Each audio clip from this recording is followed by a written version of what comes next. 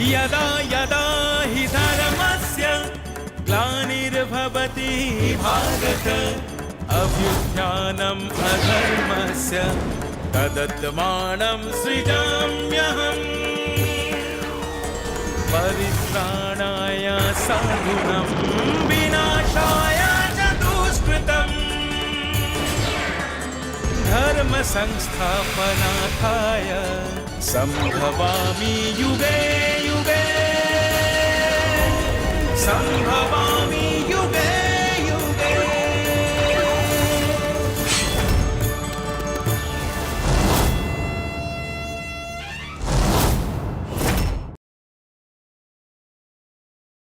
মহাভারতের এই মহাকাব্যিক উপাখ্যান স্মরণ করতে করতে মনে হয় এ যেন কোনো রঙ্গমঞ্চে অভিনীত এক মহানাটিকা, যেখানে প্রতিটি কুশীলব তার নির্দিষ্ট সময়ে মঞ্চে প্রবেশ এবং প্রস্থান করে।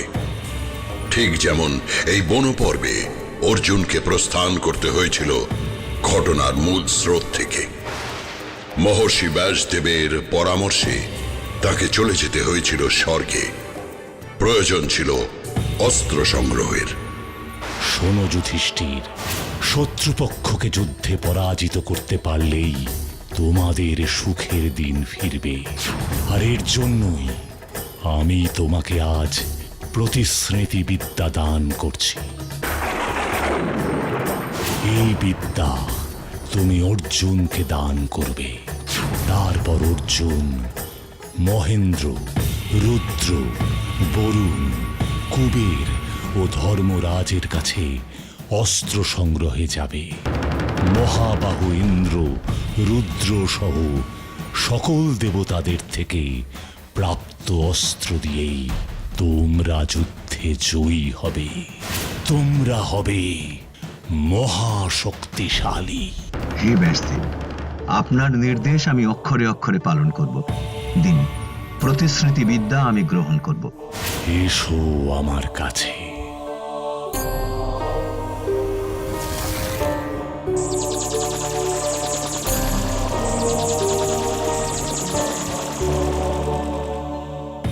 তোমাকে অস্ত্র সংগ্রহে বেরোতে হবে।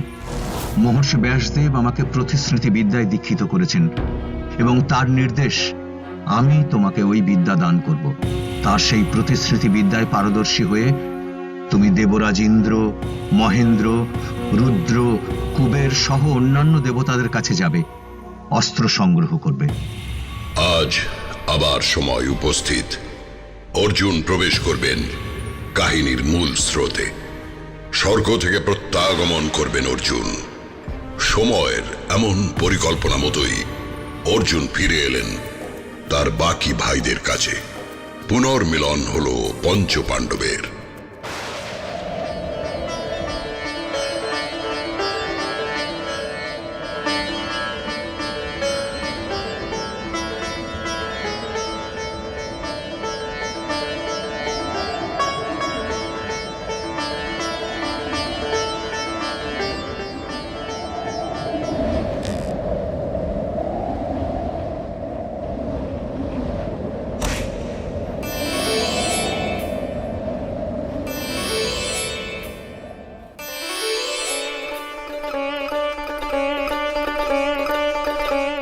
ভাই আমার, এসো এসো। দাদা,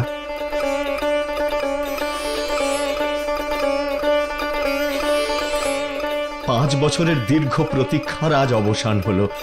আজ যে বহুদিন পর মনটা আনন্দে ভরে উঠছে ভাই। সহদেব, ভাই নকুল, দাদা দাদা ভীম, কতদিন পর আমি সবাইকে দেখলাম। পাঞ্চালী, পাঞ্চালী কোথায়?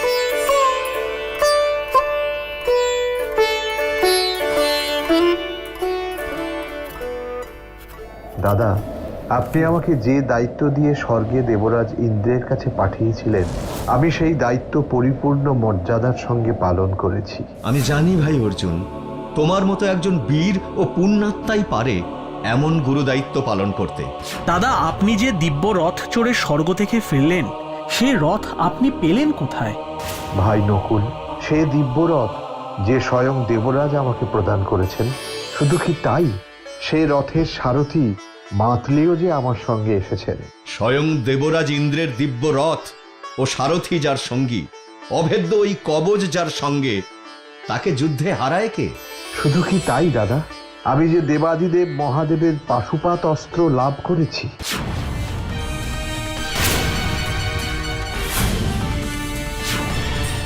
এ কি বলছো ভাই অর্জুন?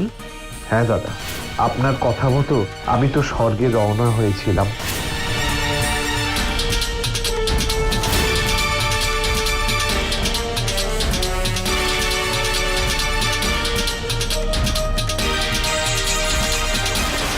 আমি তোমাকে সমস্ত দিব্য অস্ত্র প্রদান করব, কিন্তু তার আগে যে তোমাকে ত্রিলোচন মহাদেবের দর্শন পেতে হবে পুত্র। মহাদেবকে তুষ্ট করো।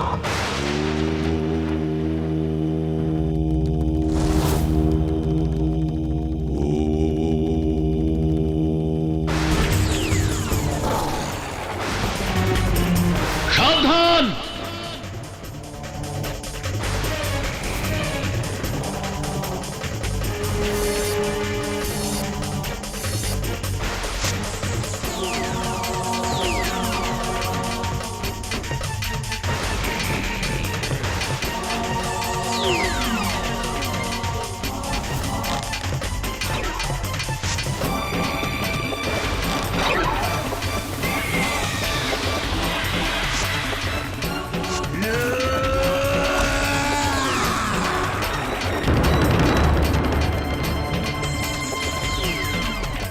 ওই রাক্ষসকে আমি আগে শরবিদ্ধ করেছি। না, ওই বরাহ রাক্ষস আমাকে বধ করবার জন্যই এসেছিল, সেহেতু আমি ওকে বধ করেছি। না, ওই বরাহ রাক্ষস আমার বাণী নিহত হয়েছে, সুতরাং ও আমার শিকার। ওহে মন্দ বুদ্ধির অধিকারী, আমার সঙ্গে যুদ্ধ করো। তাই বুঝি?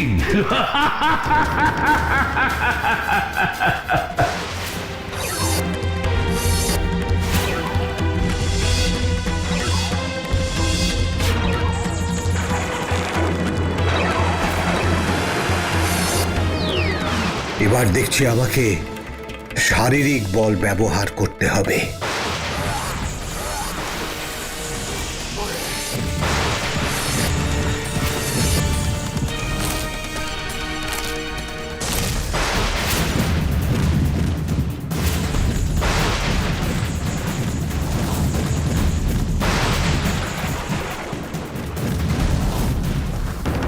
প্রভু ক্ষমা করুন আমায়।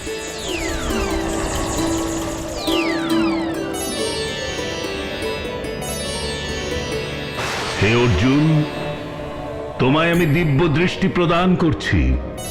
তুমি যুদ্ধে সমস্ত শক্তিকে এবং সমস্ত দেবতাকেও জয় করতে পারবে।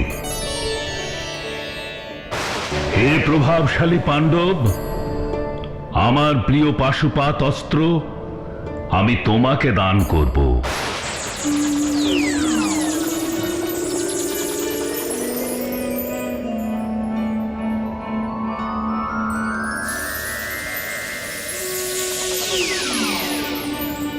প্রণাম মহাদেব। এইভাবে আমি পৌঁছে গেলাম স্বর্গে, দেবরাজ ইন্দ্রের সম্মুখে। দেবরাজ আমাকে প্রদান করলেন তাঁর ব্রহ্মাস্ত্র। আমার ইচ্ছার কথা আপনার অজানা নয় দেবরাজ, তবু যদি আমার মুখ থেকেই আপনি জানতে চান তবে বলছি, আপনার বজ্র আমি পেলে কৃতার্থ হব দেবরাজ। বৎস অর্জুন, অস্ত্র গ্রহণের জন্য প্রস্তুত হও। প্রস্তুত দেবরাজ। ওই দেখো বৎস,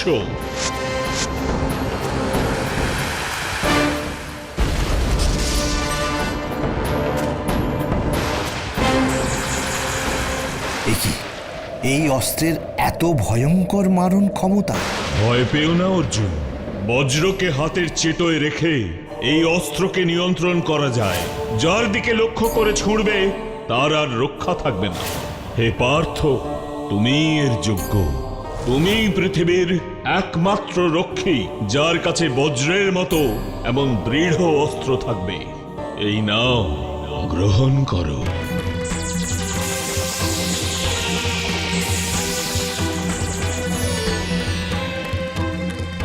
আমি কৃতার্থ। আপনার এই বজ্রের যথাযোগ্য মর্যাদা রক্ষা করবার চেষ্টা করব দেবরাজ। সে আমি জানি অর্জুন। আমার এই অস্ত্র তোমার হাতেই শোভা পায়। ভাই সাব, আজ যে সত্যি আমাদের বড়ই আনন্দের দিন। আজ আমার মনে হচ্ছে আমরা পারব সমস্ত অন্যায়ের সমুচিত জবাব দিতে। হ্যাঁ জ্যেষ্ঠ ভ্রাতা, আমরা এবার যে শক্তির অধিকারী হয়েছি, ওই দুর্যোধনের দলের পতন এবার অবশ্যম্ভাবী। আমরা যে তবে দেবতা কুলের কাছে চিরকৃতজ্ঞ থাকব। ভাই অর্জুন, দেবরাজ ইন্দ্র আশীর্বাদ স্বরূপ যে শক্তি আমাদের প্রদান করেছেন, তার জন্য যে দেবরাজের গুরু দক্ষিণা প্রাপ্য। দাদা, সে ভাবনা যে আমারও ছিল, আর তাই তো আমি দেবরাজ ইন্দ্রকে গুরুদক্ষিণা প্রদান করেছি। কি সেই গুরু দক্ষিণা অর্জুন? স্বয়ং দেবরাজ ইন্দ্র আমাকে বলেছিলেন, হে দেবরাজ, আপনার আশীর্বাদে আজ আমরা প্রভূত পরিমাণ শক্তির অধিকারী হয়েছি। দেবতাকুলের সমস্ত অস্ত্র লাভ করেছি। আপনার বজ্রের অধিকার দিয়েছেন আমাকে। আমার প্রতি এই অপার করুণার কোনো প্রতিদান হয় না আমি জানি, তবু আপনাকে যদি আমি কোনো উপায়ে গুরুদক্ষিণা অর্পণ করতে পারি, তবে যে আমার এই জীবন ধন্য হয় দেবরাজ। তাই বুঝি? তবে তো তোমার এহেন মনোবাঞ্ছা যে আমাকে পূরণ করতেই হয় বৎস। হে তৃতীয় পাণ্ডব, ওঠো। আমি এখন যা বলছি তা শ্রবণ করো। বলুন দেবরাজ। তুমি যে শক্তির অধিকারী হয়েছ, সেই শক্তি দ্বারাই তুমি তোমার গুরু দক্ষিণা প্রদান করতে পারো অর্জুন। হ্যাঁ, পারবো আমি। বলুন আমাকে কি করতে হবে। দৈত্যপুরী উদ্ধার করতে হবে তোমায়। দৈত্যপুরী? সেখানে যে ভয়ঙ্কর সব দৈত্য দানবের বাস। একসময় ওই বর্তমান দৈত্যপুরী ছিল আমাদের এই স্বর্গরাজ্যের অধীন। তারপর? ওই নিবাত কবচের দল তীব্র তপস্যা দ্বারা ব্রহ্মাদেবকে তুষ্ট করে।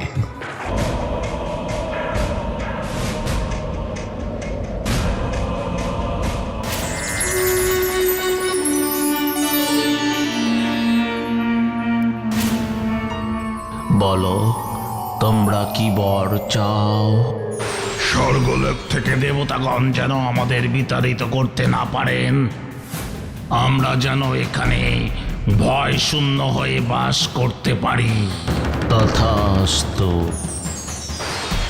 ব্রহ্মদেবের বরে বলিয়ান সেই দৈত্য দানবের দল এরপর থেকেই স্বর্গরাজ্যের অধীনস্থ সেই স্থানে, অর্থাৎ বর্তমানে যে দৈত্যপুরী নামে পরিচিত, সেখানে বাস করছে। দেবতাগণকে ওরা সব ভূমি থেকে বিতাড়িত করেছে।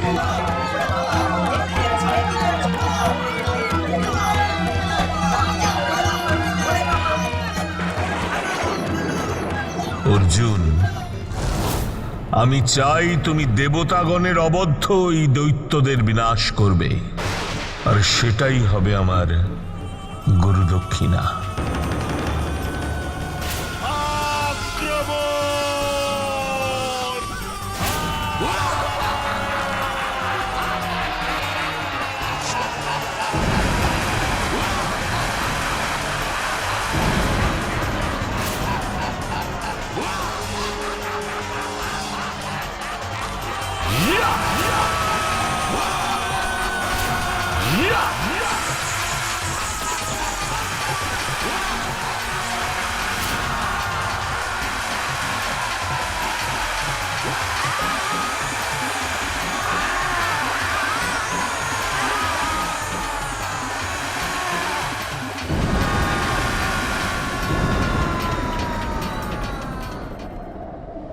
আর তারপর বুঝি দাদা তুমি ওই দৈত্যগণকে বিনাশ করলে? হ্যাঁ ভাই নকুল, তারপর ওই দৈত্য দানবদের সঙ্গে এক ভয়ঙ্কর যুদ্ধে অবতীর্ণ হলাম আমি। বিনাশ হলো দৈত্যকুল, স্বর্গ হলো দৈত্য মুক্ত। বাহ ভাই অর্জুন, বাহ! তুমি যে শুধুই অস্ত্র লাভ করনি, তুমি দেবতা কুলের যে আশীর্বাদ সঙ্গে করে নিয়ে এসেছো, তাতে যে আমাদের সব বাধাই দূর হয়ে যাবে। কোনো বিপদই আমাদেরকে আর প্রতিহত করতে পারবে না। আমি যে আরো বড় বাধা জয় করে এসেছি জ্যেষ্ঠ ভ্রাতা। আরো বড় বাধা? কি সেই বাধা দাদা? কালগঞ্জ দানবকেও আমি পরাজিত করেছি। কালকঞ্জ দানব? সে কোন দানব দাদা? ব্রহ্মাদেবের বরে বলিয়ান মহাশক্তিশালী কালকঞ্জ আকাশে বিচরণ করে। স্বর্গলোকের হিরণ্যপুর নগর দখল করেছিল ওই কালকঞ্জ আর তার দলবল। তুমি বুঝি তাকেও বধ করেছো ভাই অর্জুন? তাকে বধ করা ছিল এক দুঃসহ কাজ। সহস্র স্বর ব্যয় করে ওই আকাশগামী কালকঞ্জকে জব্দ করতে সক্ষম হয়েছিলাম আমি।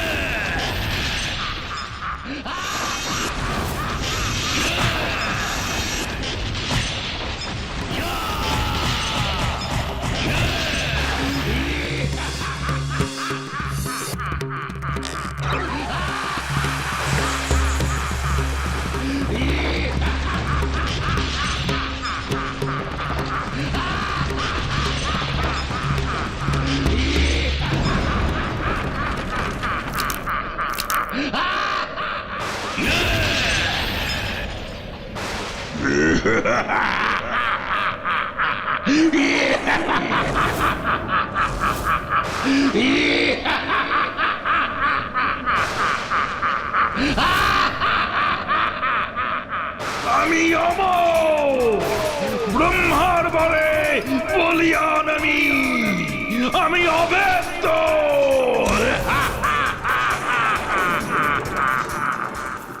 অবশেষে আমি বুঝতে পারি সাধারণ অস্ত্রে ওকে ঘায়েল করা যাবে না। আমি রুদ্রদেবকে স্মরণ করি। ওম নমঃ শিবায়, ওম নমঃ শিবায়, ওম নমঃ শিবায়।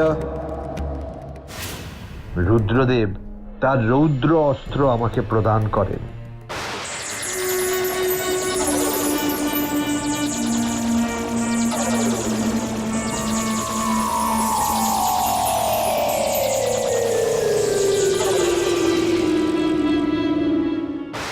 সেই রৌদ্র অস্ত্রে আমি ঘায়েল করি ওই বলশালী কালকঞ্জকে।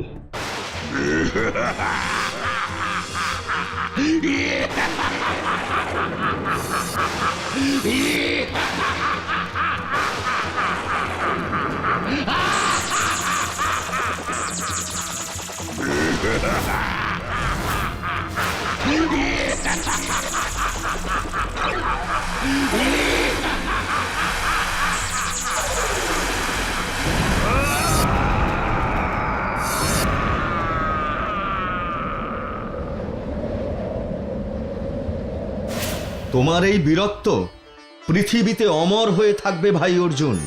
সবই আপনার আশীর্বাদে সম্ভব হয়েছে জ্যেষ্ঠ ভ্রাতা।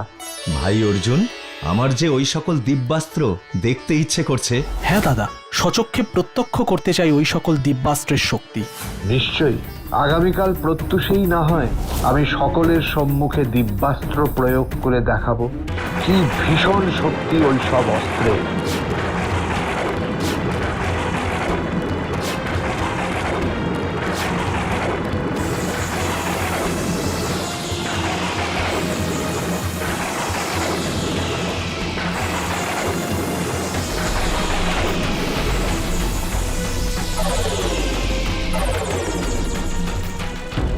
নারায়ণ নারায়ণ নারায়ণ। ক্ষান্ত হও হে অর্জুন, তোমার এমন ইচ্ছা যে পৃথিবীর ধ্বংসের কারণ হতে পারে হে সব্যসাচী। এ কি নারদমুনি, আপনি? তোমার এ হেন মনোবাঞ্ছায় দেবতাগণ সকলেই ভীত হয়ে পড়েছেন। দিব্যাস্ত্র প্রয়োগ করলে পৃথিবীতে ভূকম্পন হবে, সাগর উত্তাল হবে, বায়ু স্থির হয়ে যাবে, সূর্য তার তেজ হারাবে, প্রাণী সকল প্রাণ ভয়ে ভীত হয়ে পড়বে। নারায়ণ নারায়ণ নারায়ণ। তাই তো তোমাকে ওই দিব্যাস্ত্র সকল প্রয়োগ করা থেকে বিরত করতে আমায় আসতে হলো। আমার জ্যেষ্ঠ ভ্রাতা যে ওই অস্ত্রের শক্তি প্রত্যক্ষ করতে চাইছেন। নারায়ণ নারায়ণ নারায়ণ। হে ধর্মপুত্র যুধিষ্ঠির, তৃতীয় পাণ্ডবকে শত্রু বিনাশের জন্য যুদ্ধক্ষেত্রে ওই দিব্যাস্ত্র সকল প্রয়োগ করতেই হবে। তখনই আপনি দিব্যাস্ত্র দর্শন করবেন। এই ধরনী ও জীব জগতের কল্যাণ হেতু আপনার এই উপদেশ শিরোধার্য হে মুনিশ্রেষ্ঠ নারদ। বড়ই চিন্তামুক্ত হলাম। এবারে আমি বিদায় নেব। নারায়ণ নারায়ণ নারায়ণ। হ্যাঁ, এইভাবেই পাণ্ডবেরা ধীরে ধীরে হয়ে উঠেছিল আরো শক্তিশালী। হায় রে দুর্যোধন, ভাগ্যের কি পরিহাস! যাদের মনোবল ভেঙে আরো দুর্বল করে দেবার জন্য বনবাসে এহেন কূট ব্যবস্থা হলো, তারাই সকলের অলক্ষ্যে হয়ে উঠতে লাগলো মহা শক্তিশালী, প্রস্তুত হতে লাগলো সেই চরম প্রত্যাঘাতের জন্য। এখন অপেক্ষা শুধু সঠিক সময়ের। For more updates, subscribe to our channel, click the show links and enjoy watching the videos.